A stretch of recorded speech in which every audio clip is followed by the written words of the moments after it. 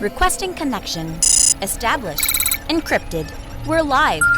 The show you've been asking for. Advice, technology, and community. Linux first, all others second. This is Ask Noah.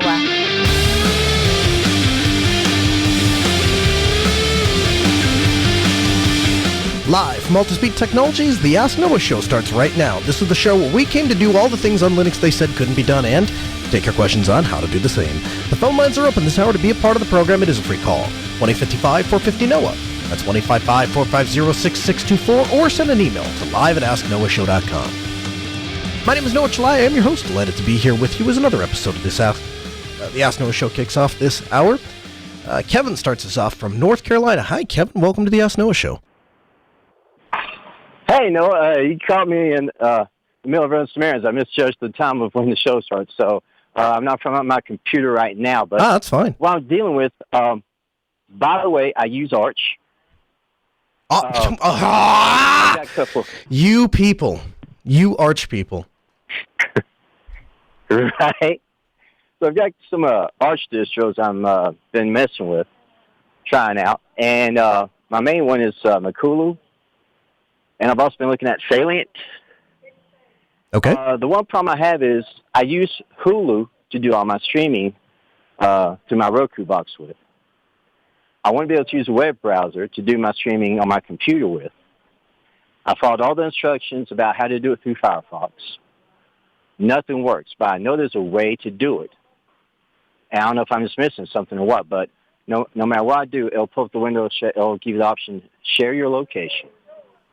I click OK. Under any other type of distro, Fedora, Debian, that goes through, works with no problem.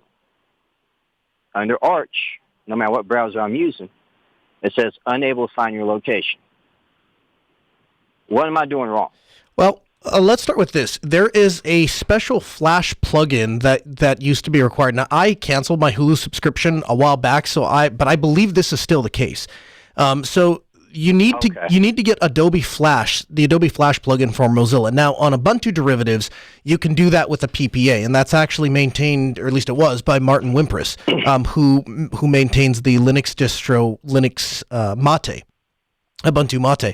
And so you can add that HAL Flash plugin repository, and you can install it. I just checked, and the Arch AUR does have the HAL Flash plugin. Now, the last time it was updated was back in 2016, so I can't guarantee that it's going to work, but if I woke up in your shoes and wanted to watch Hulu on Netflix and I was having a hard time doing so, that would be where I would start. And then past that, what I would encourage you to do, honestly, is, we make reasonable efforts, right? We make reasonable efforts, Kevin, to try to support these companies because they have the content that we want and so on and so forth. But at some point, I have gotten to a point where I'll fight the good battle for as long as I can, and then I'll move on and I'll just find something else to watch. Yeah, I've noticed YouTube will work with no problem. If I put up YouTube TV, everything streams great. Right. I don't have to do any extra work, no issues. But Hulu, they seem to do a better job of the on-demand stuff along with the live material. But I can only struggle with this for so long before it's like, okay, if A doesn't work and B does, I'm moving on to B, and they're getting my time and money, and I'll help support them in anything extra they want to do because at least they're trying to support Linux. D. Brandon in the chat room says that they're no longer using Flash anymore. It's the codecs. Now, I did a little bit of as fast as I can on a 5-minute radio call, and there is an article which I'll link in the show notes, linuxandubuntu.com. And the published date is February 17th, and they're also recommending the HAL plugin and the HAL Flash plugin. So I don't know what to tell you. It may be that it's supposed to work without that plugin installed, and it maybe should somehow transcode, and that you're missing some codecs.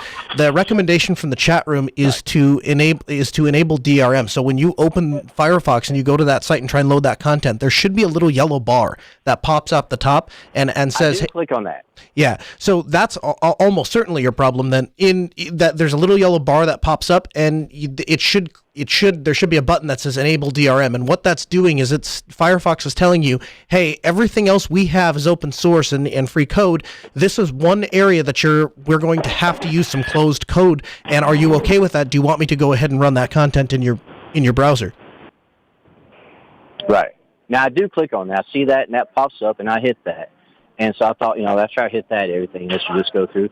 And it's amazing because I tried out Makulu Linux Flash, and not only does it work, but it even gives me, downloads a desktop link. So whenever I click on the link, it doesn't matter what browser's my default. Hulu's going to open up every time under Makulu. And I either got to switch distros or switch providers. I like being able to say, hey, by the way, I use Arch, but I might just have to start switching that up and say, hey, by the way, I use Debian. Right. Yeah, which sounds equally as cool. I have to be honest with you. I don't know why people are so hung up on the bragging about. No, I'm just kidding. Whatever distro you use the one that works for you. But the good news is that HAL Flash plugin is available in both the AUR and in Ubuntu. If you're not clicking on that DRM and enabling it, make sure to do that as a first step. And that is certainly true of Netflix. That's how I've gotten Netflix to work inside of Firefox. So if it is a codec issue, you'll want to do that. Again, open phones 855-450-NOAA. That's 1-855-450-6624. The email live@asknoahshow.com. I want to introduce you to an app called Kden. Kden is a simplistic, easy-to-use Jabber XMPP client. As you might imagine, throughout my week, I've been spending a lot of time analyzing and working on remote solutions for people to deal with web conferencing.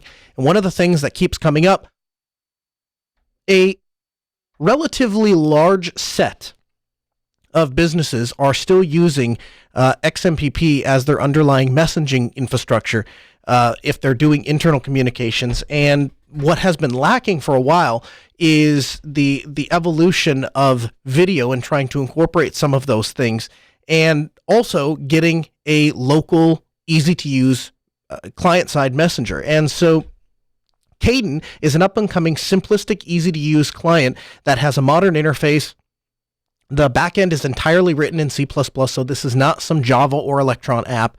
They ran into some difficulties building Kden for Windows, and as well as building the Flatpak, so they're working on that, and they believe that Kden 0.5 will be available on Windows and a Flatpak for Linux soon. They're very clear on their website, Kden isn't finished yet. And so if you're looking for a ready-to-go drop-in production-ready product, this probably isn't it, but it is something that's on the roadmap. It seems like they have a very active and passionate team behind this project, so I wanted to give them a shout-out because it's rare that people are really working on, I shouldn't say it's rare, but a lot of times the apps that are making the news lately are the big commercial robust apps that have finally ported their way into Linux, and not the really passionate community people that are doing really good work on the side. So this is an app I would encourage you to show some love for. You can find more at kden.im. Of course, we'll have a link in the show notes for you. And congratulations to them to building an application that we really need right now. The biggest news of the week, of course, comes to us from Red Hat. Now, people are being pushed into technology like never before. And as technology enthusiasts, as technology professionals, we have been here and we've been waiting for this to happen. We've been ready for this to happen. We were, at least I was, the kid in school wondering why we had to carry textbooks around with 75 pounds of books because I had 8 textbooks rather than just handing me a CD-ROM full of PDFs. And it just seemed like it was completely backwards to the technology we had available to us. And what I've seen as we've kind of ventured into a world in which people have to live in their homes and they have to rely on their technology and use technology to make a living, even people that weren't traditionally doing so, that puts a heavy burden on our shoulders as technologists because we have to make sure to get it right. Now, and the good news is on the budget side. People are pitching in right and left. Companies all over the place are giving away their services. They're giving away their services to school district. I know we at Altispeed Technologies have been doing a lot of work in churches the past few weeks and for a discounted or completely free rate to help them get their services online and streaming so people can stay home and safe. And Red Hat's, one of Red Hat's contributions is they're giving away their training material for a limited time. Now, the vast majority of us that work in IT were in quarantine before there was a mandatory quarantine, right? That's at least the joke. They take us outside and walk us around, and they put us back in the cage, and we go back to work. We're very comfortable indoors at our desks, away from people. We're okay with that. Now that we have even more time, what are we going to do with it? And of course, one of the things that you can do is play some of the games that have come out and been released for Steam and have been released on Linux. Obviously, being able to invest yourself in VR and those kinds of things is a great way to pass the time and explore something new in technology. But training and knowledge and bettering yourself is the thing was one thing that you can do that nobody can ever take away from you. When you learn a skill, when you acquire knowledge, when you learn how to do something, that's something that nobody can ever take away from you. No matter where you are in life, no matter what you're going through, you'll always have those skills. And now is the best time to build those skills because we have the time to do it. Technology companies are willing to let you do this at a fraction of the cost. This is $3,000-$4,000 worth of material that they have available on their website for free. And so I would encourage everybody to make extra time, use that extra time that you have at home to build your next career or build your current career. Maybe you've always thought about getting into IT and you have thought about this as a hobby. Now is the time at night. Take advantage of this courseware that's available to you, and you're doing two things. One, you're staying socially responsible because you're not around other people and you're not communicating with other people. It's just you and your laptop. It's the best date you could imagine. And then on top of that, you're going to acquire a skill set that will teach you to do some cool things, maybe for your family, maybe it will just be a hobby, or maybe you launch your next career. And so we'll have the link for you in the show notes on where you can download that courseware from Red Hat. But that's pretty cool, and a huge thank you to Red Hat for doing that for the community. I think that's really fantastic. Tails 4.5 was released this week. Now, if you're not familiar with Tails, it's an amnesiac operating system designed to forget everything you do in a web session. Now, it is the kind of distro that you should be using by default if you want to browse something anonymously. It offers enhanced privacy because when Tails boots up on that flash drive, it comes preloaded with a few utilities, one of which being Tor, that you can browse the internet completely anonymously, or they have a bunch of file encryption utilities that you can use to read, modify, re-encrypt, save encrypted files, and have no record of that action being performed. There's nothing to erase. And maybe it's not even you're doing anything that you want to hide. Maybe it's just the fact that we know there has been legal precedent set that if you erase your browser history, and this happened back in the celebrity scandal, the perpetrators who did it, and I'm not standing up for them, they're bad people, they deserve to go to jail, but they deleted their browser history before they were ever charged with a crime. And yet that was still seen as tampering with evidence. Now, we can debate all day long if that's right or wrong because they did a bad thing, but the bottom line is the legal precedent has been cast. You could be retroactively charged with a crime if you're deleting your browser history and it later comes out that something on there was tied to a crime. It's just scary. And so Tails is seeking to restore that privacy and restore the power into the hands of the user that might want to learn about something or might want to explore something without having to worry about who might be paying attention. This is, and they have a new version out. Now, the new version starts on computers with Secure Boot enabled, which is something that I've run into in the past. If you purchase a modern computer, chances are it comes with Secure Boot, and chances are it comes with Secure Boot enabled. The only way around that is if you're buying from one of these manufacturers that are freedom respecting, Libre respecting, and they're paying attention to turning some of this stuff off for you, or flashing open source BIOSes that wouldn't have that enabled.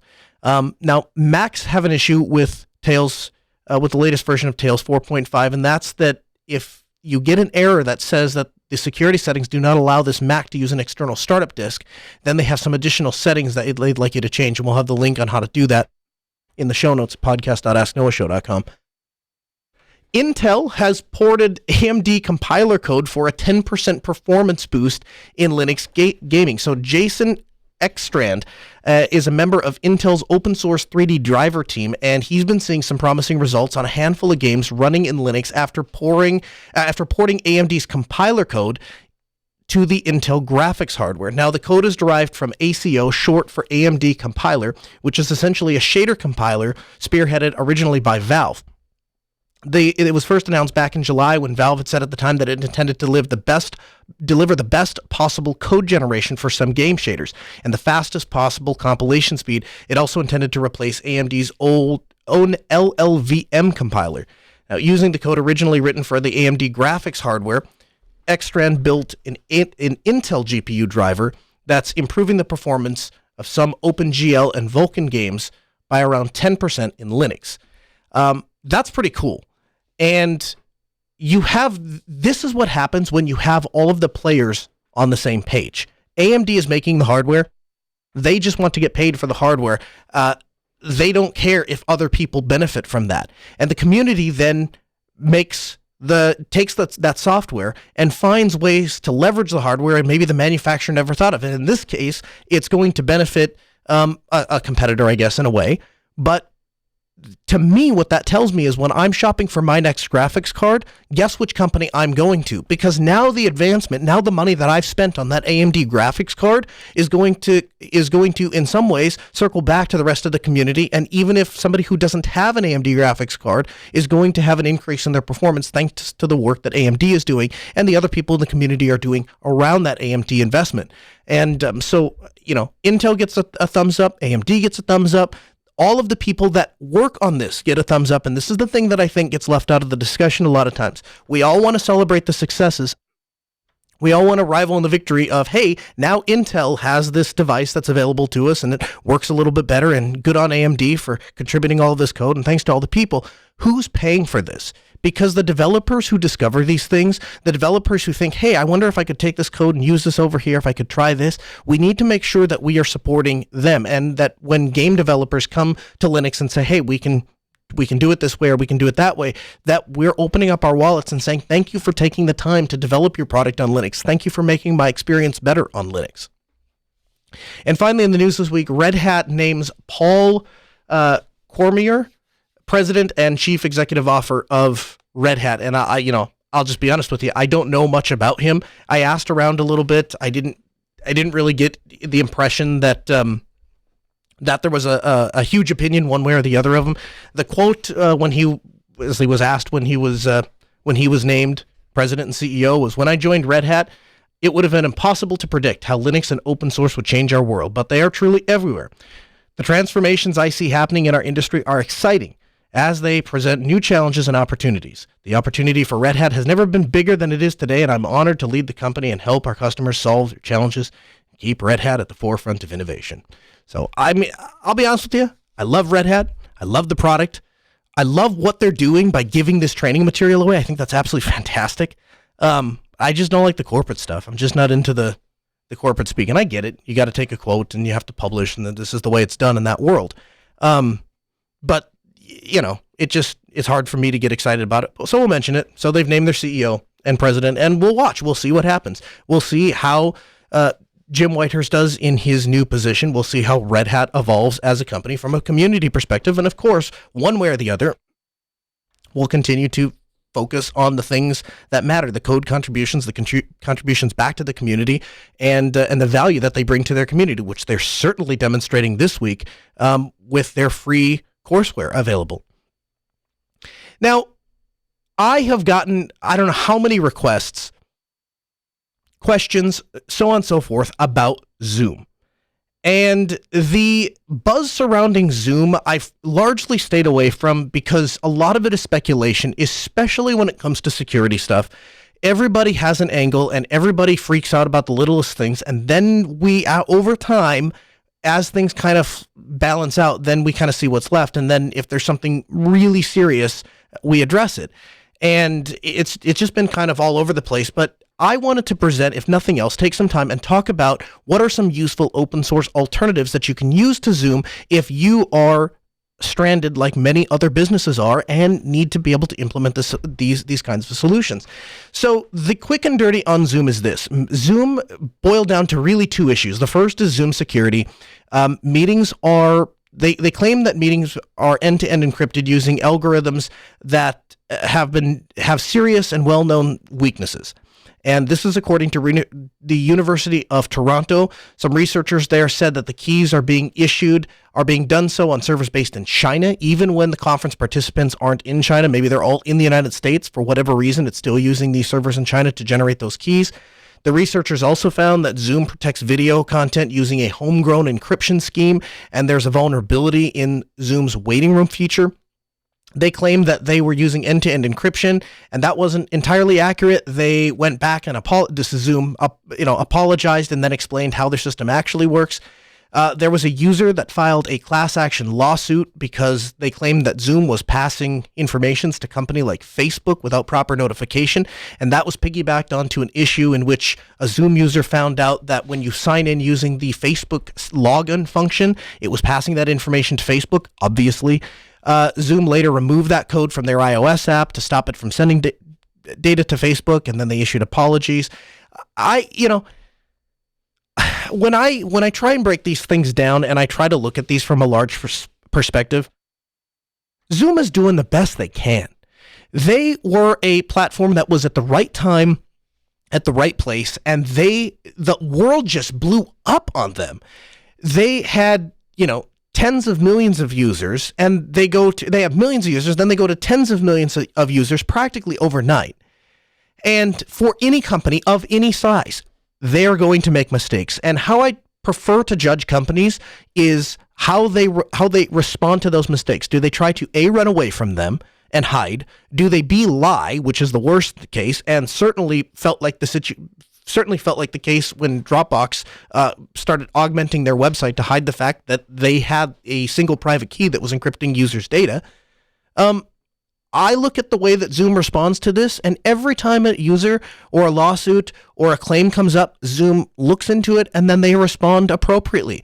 Now, we're harsher on them because they're not open source. We're harsher on them because we can't see the code and audit it for ourselves, and we're installing these programs, and it's asking for root privileges as it's installing these programs, and we have no way to know for sure. The average user doesn't. If it's starting a service and running in the background, or if it's something that's completely shutting down, we have no way of knowing if Zoom, because they contain the feature to grab a user screen and share it out, how is that actually implemented on the other hand? And is there any way of an attacker being able to activate that functionality remotely?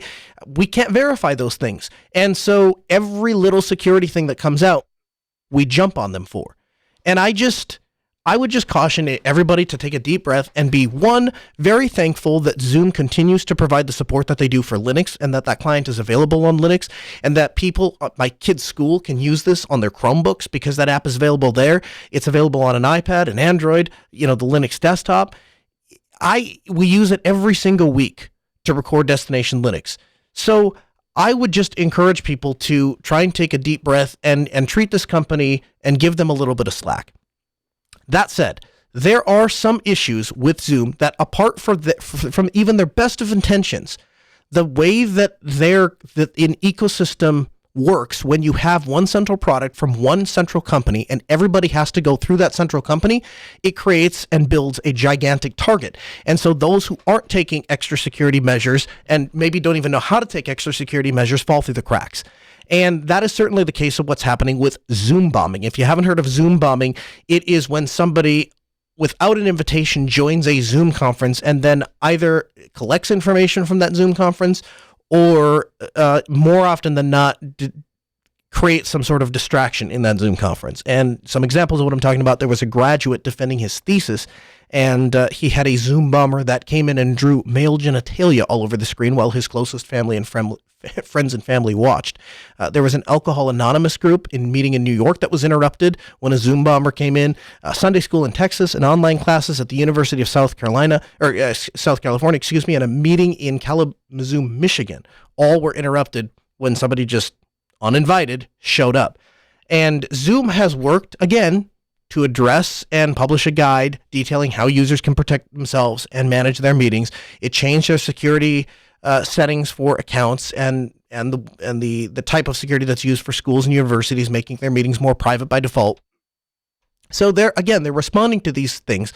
But I look at this and I say, how can we fix this with the open source tools, and how would that better a potential customer or potential customer of this kind of software's life? And what I'm finding is we've got to get a couple of stupid things out of the way. First of all, if you have government secrets, if you have large corporate secrets, you should be using a different service, period.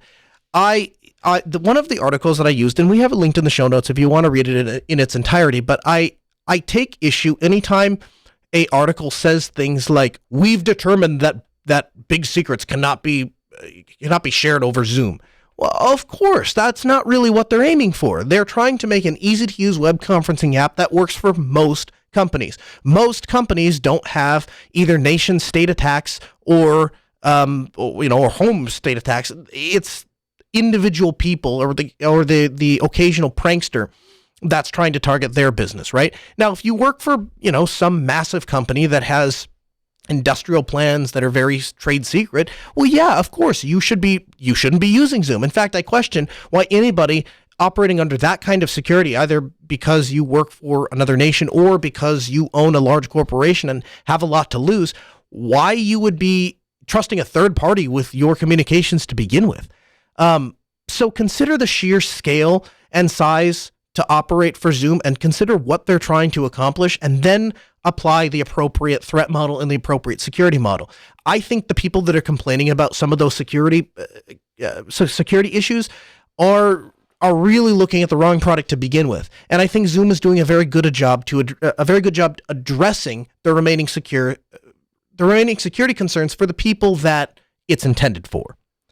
Now, some of the alternatives that you might look into. First on the list is Nextcloud Talk. Now, if you've not used Nextcloud Talk, and I haven't, it is a fully on-premise, self-hosted, encrypted, peer-to-peer conferencing solution. And what I wasn't previously aware of, and as I was exploring it, I found out it's a real competitor to Slack and Mattermost. What they've done is effectively created an office in a box. And what you have to understand is the way that most of these companies are including web conferencing. Almost every one of them, certainly all of the new developments that are popping up, are being created with Webrtc. And there's a reason for that. Webrtc really is the future of video and audio conferencing on any platform inside of the browser. And the reason that's advantageous is because every platform only has to worry about dealing with Webrtc calls. And because it's a standard solution with standard codecs implemented in a fairly standard way, not that you can't change any of those things, but because there's an agreed upon standard, every browser works when you're using Webrtc, and it lowers the burden on the developers because they no longer have to pay attention of how am I going to call the webcam, how am I going to call the microphone. They just have a Webrtc drop-in and they build their solution around it. And so this has become very, very powerful, and this is why you're seeing voice and video chat pop up everywhere. Nextcloud Talk has mobile apps for Android and iOS. They offer screen sharing, integration with Nextcloud files and groupware. They support mobile calls, chat, push notifications. They have integration with other tools. They offer webinar and public meetings. That's something that we are looking at Altispeed when we have to have multiple people from another company join us. That becomes a problem. And then they also offer a SIP gate. And so what this allows you to do is tie Nextcloud Talk into your SIP server, and Nextcloud Talk becomes an extension so that when you're hosting Nextcloud conferences, if you have people that are not computer savvy, or maybe they don't have any other multimedia to add, they just need to be able to participate in the audio discussion, well, they can just call in with a phone number. So Nextcloud, again, it's an office in a can. And it's an office in a can that anybody can open up, and now it's running on your infrastructure. And now you have your data on your hard drives using your encryption. And if you're an organization that has super secrets, don't let them go over the internet if they don't have to. And this is how you do that. When those secrets do have to go over the internet, you should be in control of them. You should be in control of them by using your own VPN, and you should keep your tech under your control. Nextcloud Talk protects your communication better than other team collaboration platforms like Microsoft Teams or Slack by making sure that your data stays on your servers. And of course, how much of your server you want to put on yours is up to you. I would say that even if all you did was place your Nextcloud instance on a DigitalOcean droplet, you've drastically reduced your threat vector, because now it's not the people targeting Zoom, it's the people targeting your Nextcloud instance. And at least you're starting from that premise. And if you as a system administrator have some reasonable skills to keep the machine up to date and apply patches and make sane choices on settings, you should be fine. As other people start to use it, that will obviously depend on what security practices are forced upon those users and how well they cooperate with that. The second one we'll talk about is Jitsi Meet. And Jitsi Meet offers, again, end-to-end encryption, 100% open source. It's a video conferencing solution. It's completely free to use, and there's no account needed to create an account on meet.jit.si. And this is one of the solutions that we used back in the last days to record the Linux Action Show. And the reason that we did that at the time was because it was one of the few options that worked on Linux and still gave us a tremendous amount of control over the video devices. And that's true today. The ability to control the frame rate, the ability to control the resolution, the ability to set all of these things inside of a software and then choose the video encoding algorithm, the audio encoding algorithm, the compression rate, all of those knobs and levers make for a very professional product. One of the issues that I have with Jitsi, though, is the overall experience leaves you with something to be desired. And that's not a knock on Jitsi, and it's not a knock on their development team, because to a certain degree, the only reason that people even have an opinion of how Jitsi Meet works is because they offer a free demo. And I strongly suspect that the experience is tied to the fact that there just aren't a lot of resources that they can afford to put into that public demo. And so if you were to spin Jitsi Meet up on your own server and you manage that, it's going to deliver a far superior experience. And we hear that from people. But at the same time, when we were doing a show and we had a certain amount of time to just get the thing to work, if you're in charge of an IT department and your boss comes to you and says, "Hey, John, what are we doing right now? What's the solution?" Are you going to sign up for a Jitsi account, or are you going to sign up for a Zoom account? And I guess that's a hard question for me to answer, because I've been in that chair where you have to have the solution right now, and the open source one just isn't maybe quite ready. And I guess that's kind of how Jitsi felt to me. But I do prefer things to be as modular as possible. And so when I start looking and comparing things like Jitsi Meet to Nextcloud Talk, one of the things that does cross my mind and something that I do consider is, when you get your team chat and your file sharing and your video conferencing and your call-in conferencing software, and all of those things are all on one platform, and you go to change that one platform, you end up breaking the workflow of 6, 7, 10, 15, 20 people. If you can get those things into individual modules and run them independently of each other, well, now you have the opportunity to swap out the video and audio conferencing portion without having to worry about disrupting everybody's file flow. And so maybe I like cFile to do the file syncing, because I think cFile does a better job of file syncing than Nextcloud does. But maybe I prefer Jitsi, or something else we're going to talk about in a second, to do the video, because it will do a better job of doing video. And of course, that something else is my favorite video chat that I've used to date, and that is Webrtc built into Matrix.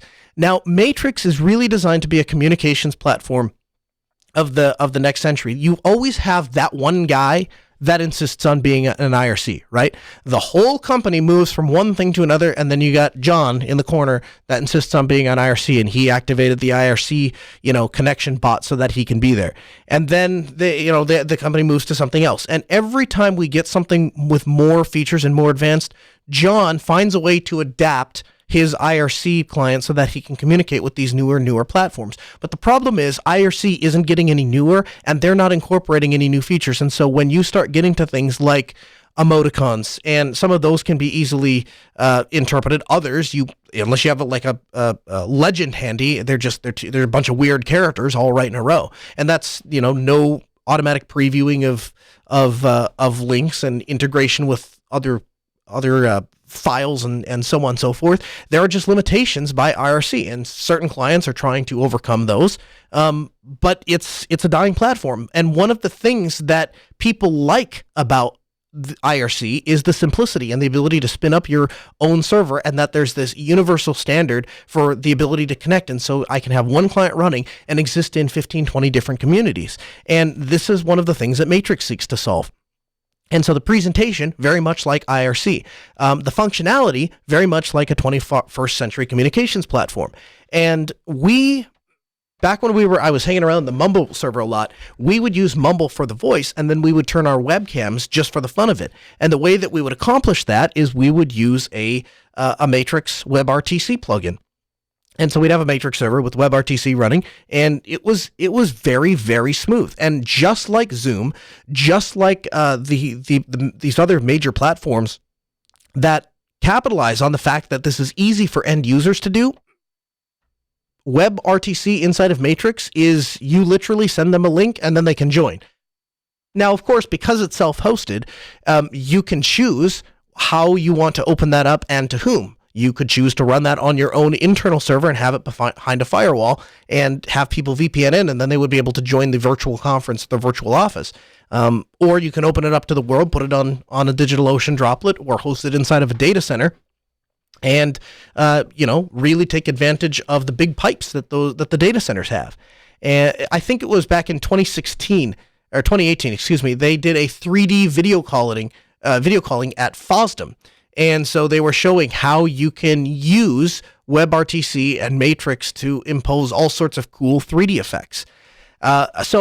This by far is, as I've said, my favorite video chat client that I've used this far for a couple of reasons. One, I really like the fact that all it requires is a modern web browser to use, and I can just send the link to whoever it is that's participating. The second thing is I like that it's open source top to bottom. Third thing I like about it is because it's using open standards and the open Webrtc engine that's built into and it's just a drop-in solution, it means that I'm not tied to one entire platform. I'm using Webrtc for the video, and those people can continue to iterate and make the changes that they need to make to give people the best possible experience on video for video conferencing. The downside is, the other side of that is that if you have to scale to thousands and thousands of users, you will want to be able to host it in a place that will be able to accommodate that. And so these are some of the things that we are looking into and looking at offering to some of these Linux conferences that are not going to be able to have their conference this year. 1-855-450-NOAH, that's 855-450-6624. The email, live@asknoahshow.com. Steve calls from Canada. Hey, Steve, welcome to the Ask Noah Show. Hey, Noah, thanks for calling me. After my call. So I had a question about building my own mic array. Let me frame this a little bit. I was kind of poking around for devices that, like how the Echo devices or those sort of things are able to do the noise canceling. And I understand that they've got like an SMB that has a bunch of mics in an array on them. And so I thought, I wonder if I could hack something together myself with like a laptop and a bunch of microphones just because we've got a lot of spare time. I couldn't seem to phrase my question properly for any of the search engines, so I thought I'd give the person who deals with sound day in and day out a call and see if you know how you could plug multiple mics into a laptop and place them around the room so that it would detect sound from anywhere. Well, I've not done that exact project, but I'll tell you how I would go about solving it. I worked on a project for a ham radio repeater system, and essentially the way that the project worked was this: we wanted to have a single repeater that was up on a very high platform with a very powerful amplifier, and we wanted to be able to send it out so we could cover the whole area.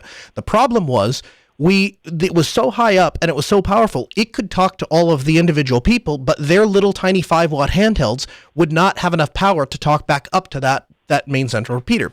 And so the idea was to put listening stations all the way around this area, and the listening stations would listen on the input frequency of the repeater, and then they would, through a network connection, make a vote. And there would be a voting system, and it would look at what the signal-to-noise ratio was on each one of those individual receive sites, and the voting system would then make a determination on what the strongest signal was, and then it would elect that listening station to send into the repeater. So if I was to apply a similar principle, if you wanted to build a microarray, what I would do is if you were going to have separate microphones, you would do something of, I would imagine, of a voting system. If you were going to build it all, like if you're thinking like the Apple HomePod, where they're all in one space, but they just listen remarkably well, I would imagine the way you'd go about doing that is using individual unidirectional mics. And so you would look for a pickup pattern that has a very tight cardioid pattern that only picks up from one direction. And I can't tell you what the science is, but I know somebody that might be able to come on and explain what the science is. You would point then those 6, 7, 8, however many microphones there are in a specific way that would work with capturing sound as it resonates around the room, because that's how sound is eventually going to get to a central place. It's going to bounce around. Now, we've had Bob Carver on the show before. He is the former owner of Sunfire Audio, and he's designed some of the world's most powerful and best sounding amplifiers. If anybody would know how to build a microarray that could do this, it would be him, and I would certainly be willing to ask if he'd come on the program and talk about it. So I guess part of what I was looking for is kind of not quite to the part where I'm going to manufacture a speakerphone, but like I've got a bunch of mics kicking around. I've got an old laptop, and I was just trying to think of like, I know how to use Pulse to send out the same sound to all of the rooms at once. And so I wondered if there was a similar thing where you can pull in the mic, like from multiple mics plugged into the same computer, and process that without using something like OBS, where specifically it's like I want to have some sort of voice recognition so that I can do some speech processing or whatever. Well, so, I mean, here's the thing. Yes, Pulse does support Pulse. You can send Pulse, or actually, I guess ULSA. I've done it with ULSA. You can assign an IP address and encode that, though you can encode ULSA over an RTP stream. So you could have like a single server that's running your home automation software, microphone processing software, whatever, and it has a bunch of inputs that are all coming in from around the house. That is something that you could do. The issue, and this is where I get back to some sort of a voting system, you would in addition to picking up the voices from around the house, you would also start to pick up all of the noise from around the house. And I'm not sure how, in software anyway, how you would process that unless you went to evaluating where the most prominent signal to noise ratio was and then listen to only that microphone for the period of time that you're trying to evaluate. Could you do me a favor? Like, I need to educate myself more, and I don't even know what to look for to dig up, like, to even start understanding what I'm trying to do. It sounds like you've got somewhat of a grasp on that. Could you put some stuff in the show notes of places to start reading? Sure, to the best of my ability. Again, the way I would go about that, Steve, is I would ask somebody who has a lot of experience in that specific area, and like I say, that to me that would be Bob Carver. So I will send him a message and say, hey, do you have anything on reading this? And of course, I can send you some basic information on microphones and capture patterns and those kinds of things, if that would help you. Yeah, like I said, I don't even know what to start asking to, like, I'm starting at the ground and looking up and going, I don't even know what to search for. Well, let's learn together.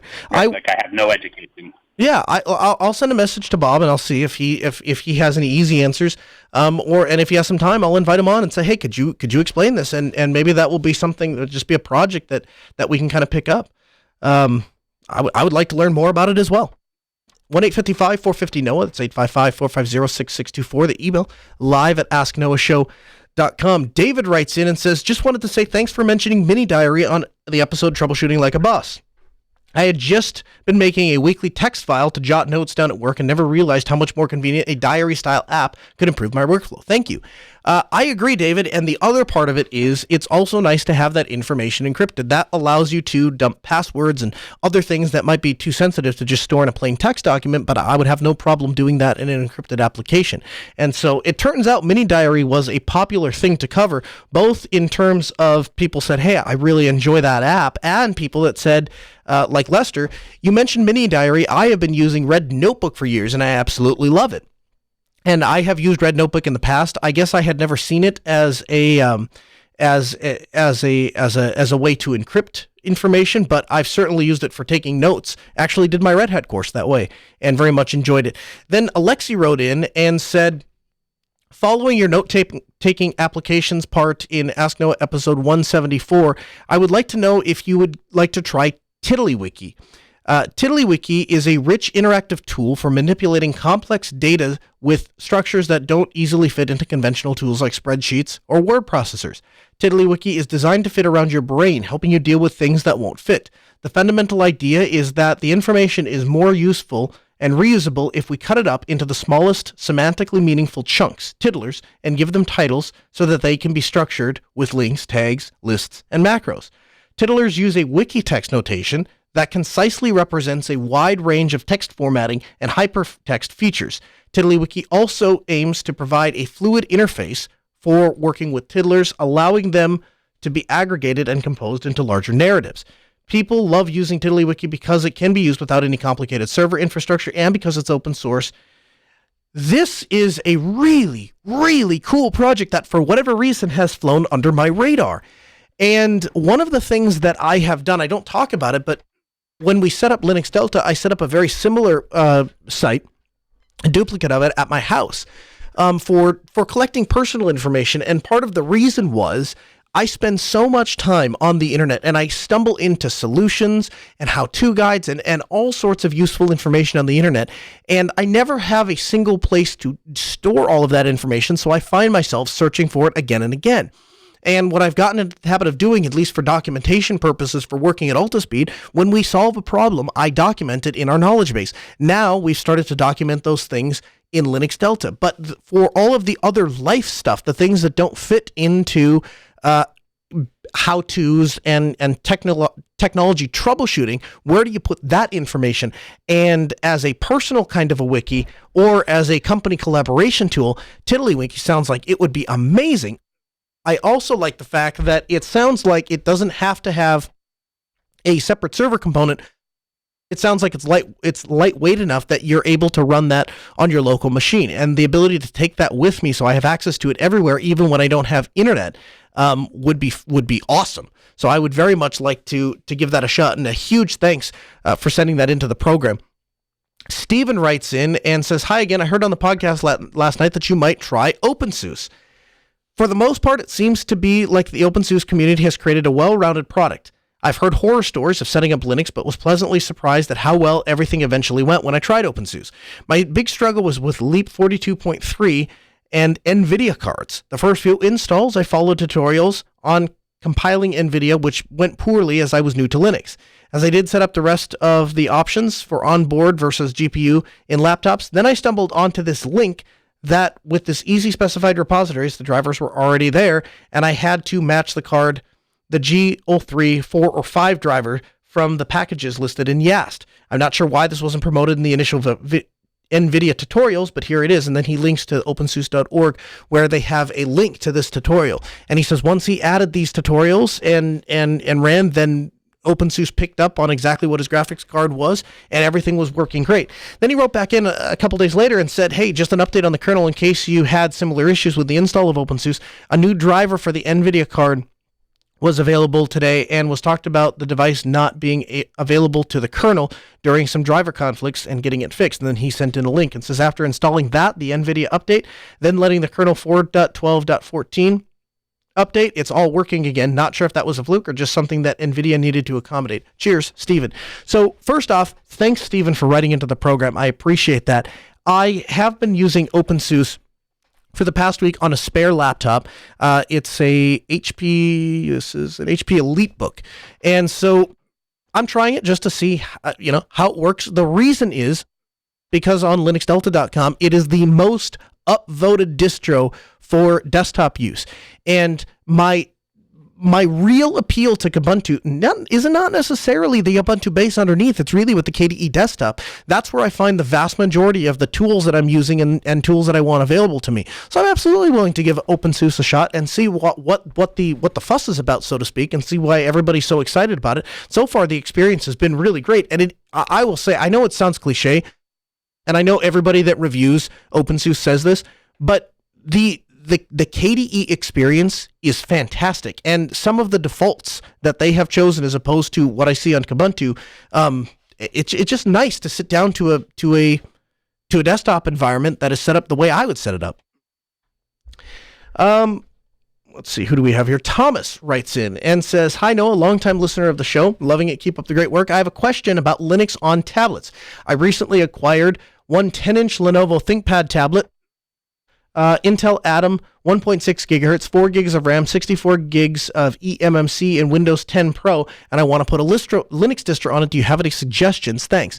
Well, my first suggestion would honestly be Kubuntu, and I say that because I have a good friend of mine that has a ThinkPad X1 tablet, and he uses Gentoo, but he has the KDE desktop.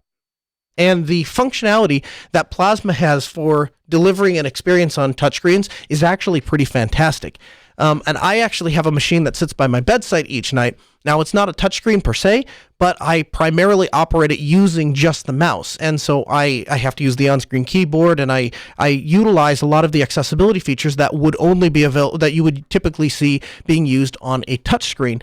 And I found that experience to be really fantastic. The other thing is, when you start looking at desktop environments, I start to look at the system requirements, and I say to myself, 4 gigs of RAM and 64 gig hard drive, I'm probably looking for something on the lighter weight. But the truth is, having tried KDE on different hardware, everything from my X1 Carbon down to this tiny little piece of junk HP like Stream thing that I have that basically is like a Chromebook that didn't come with Chrome OS installed, it actually runs very usably, and you get a lot more distance and mileage out of that than you would think.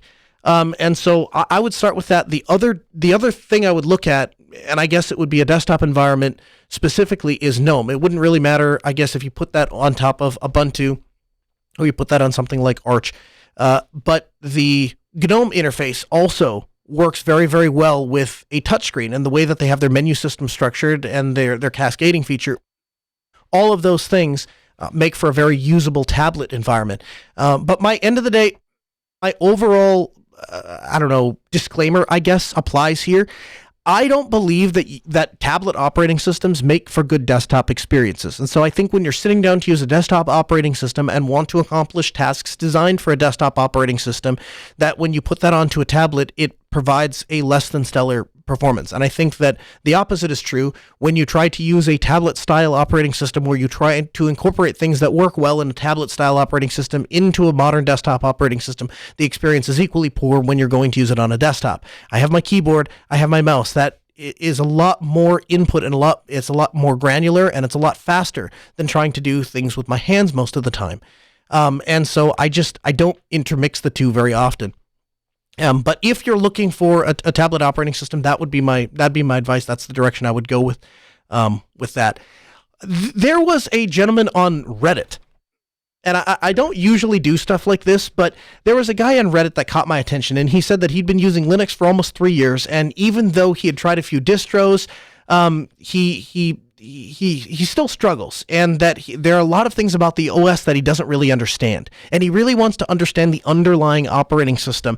He's not a computer science major, but he doesn't like the idea of just being led by a leash. He really wants to understand everything that he's executing. He wants to be, aware and make choices for himself.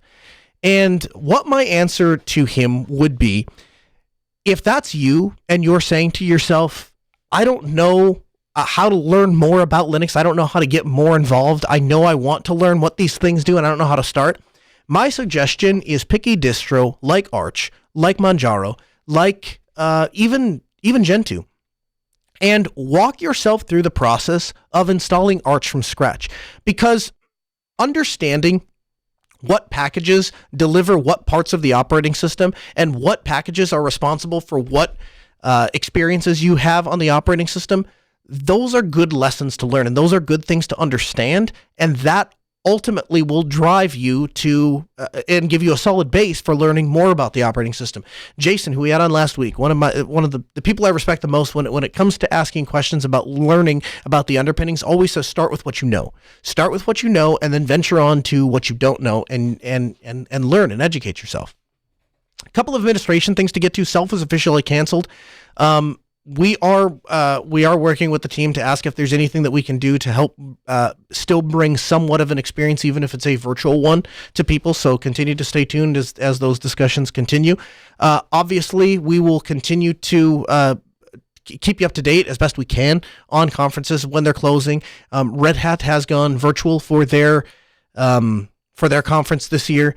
Linux Fest Northwest is having some very, very, very limited participation, but is trying to provide a way to promote questions, answers, and those kinds of things. And so stay up to date, stay connected to the community, follow these organizations on Twitter, follow us on Twitter. We'll try and keep you up to date and keep everything rolling that way. We have a new tutorial up on wiki.linuxdelta.com. If you haven't been there, I invite you to check that out. What I've told my team at Altispeed to do is, as we come across problems in the field, continue to publish those things to the wiki so that the community can be involved and take advantage of those things. And of course, we would invite you. We've had a couple people write into the program and say, hey, I actually have something that I've written up previously. Would it be okay and could you help me port that over to wiki.linuxdelta.com? And of course, our answer is absolutely. We'd be happy to help you do that. And so we get somebody from our team involved to start formatting that information and getting it published there. If you want all of the articles and the notes and all of the things that we use to prepare the show, we provide those to you at podcast.asknoahshow.com. You can go over to that site. It'll have all of the articles that we referenced, and you can read them in their entirety. We condense a lot of that down. There's a lot of really good information there. The show continues next Tuesday at 6 p.m. Central. A huge thanks to JT, our producer, Sarah, our call screener. Have a good week. We'll see you next Tuesday at 6 p.m.